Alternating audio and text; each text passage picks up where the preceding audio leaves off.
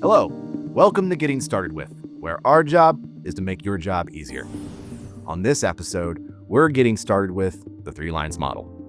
By the end of this video, you'll understand what the 3 lines model is and why organizations use it, who does what on each line, where internal audit fits and what it means for your work, and what's new in the refresh model. So, let's get started. If you're new to internal audit, your first few weeks probably came with a lot of introductions. Who does what? There's a risk team, a compliance team, maybe an information security team, and then there's you, the internal auditor. It's fair to wonder, don't we all basically do the same thing? The answer is no, and the 3 lines model explains why. The IIA has just released a refreshed version of the model, so there's no better time to get familiar with it. Imagine building a house. The owner decides what they want, sets the budget, and hires a general contractor to make it happen. The crews do the actual building.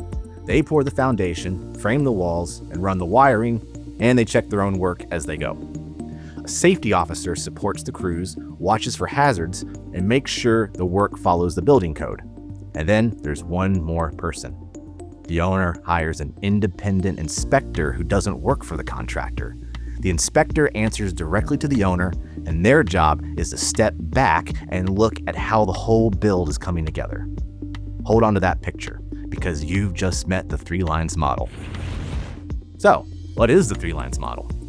It's the IIA's framework for how organizations arrange the roles that manage risk and provide assurance and advice.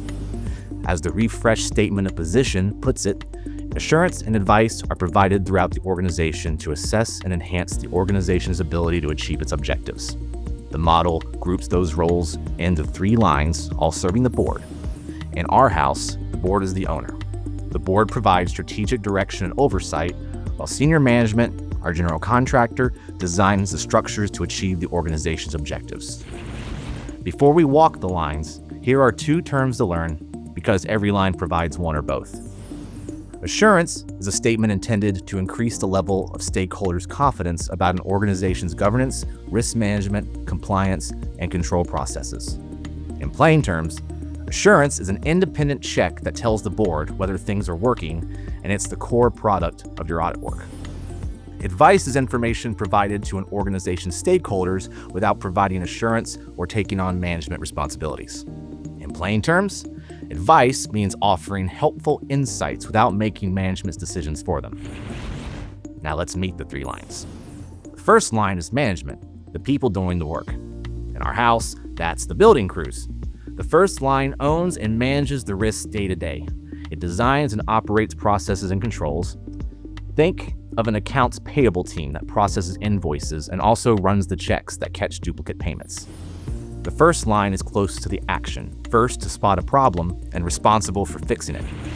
The second line is made up of support and specialist roles, like risk management, compliance, or information security. That's our safety officer, walking the site with a trained eye. The second line provides expert support, advice, challenge, and monitoring. It helps strengthen how the first line manages risk.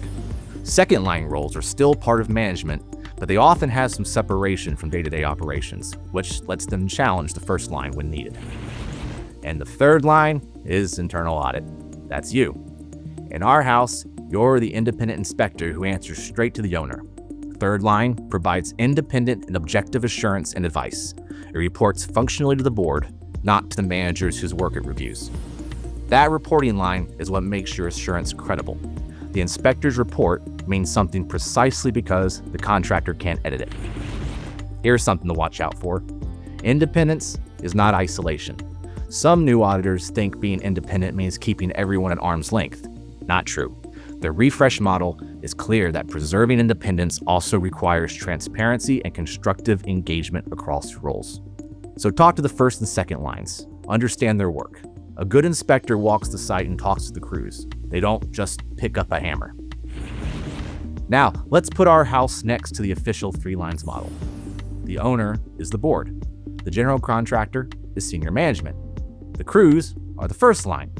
The safety officer is the second line, and the inspector, that's internal audit on the third line. This is how the IIA draws exactly what you just learned. When you see this diagram out in the world, and you will, you'll know every player on it. One more thing to watch out for. don't audit your own work. If you joined internal audit from another part of the business, you shouldn't provide assurance over a process you used to be responsible for.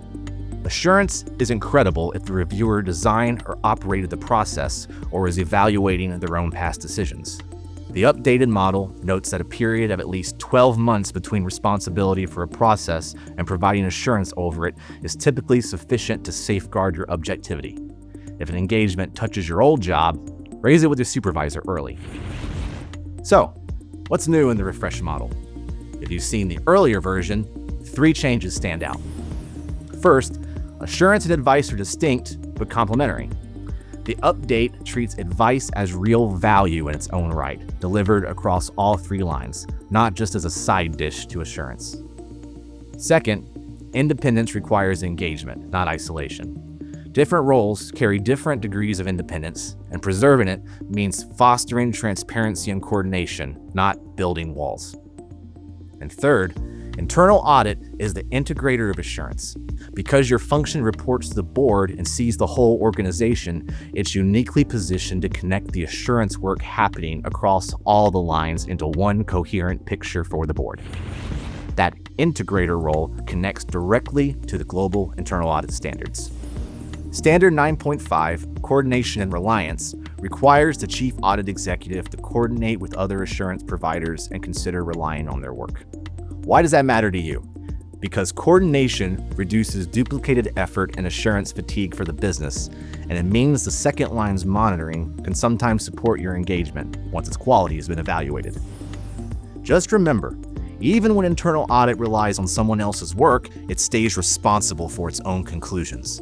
The inspector can read the safety officer's logs, but they still walk the site themselves. That brings us to one more term to learn: assurance map.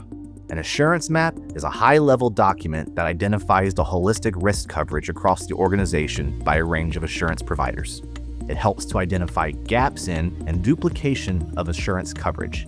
In plain terms, it's one view of who is checking which risks so nothing gets checked twice while something else gets missed. Here's a pro tip. At the start of every engagement, map who's on which line for the process you're auditing. Knowing who owns the risk and who monitors it tells you who to interview, where evidence should already exist, and whether any assurance already covers part of your scope. Let's quickly recap what you just learned. The first line owns and manages risk. The second line supports, monitors, and challenges. The third line, internal audit, provides independent and objective assurance. And independence is not isolation, and coordination makes assurance stronger.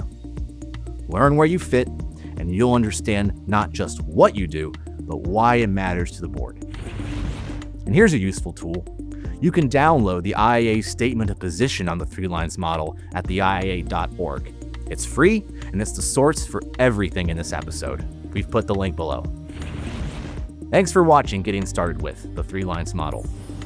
If you'd like to keep building, check out Getting Started With ERM 101, where we explore how organizations manage risk across the enterprise. You can find these and other helpful resources, including tools, podcasts, and training, at the links below.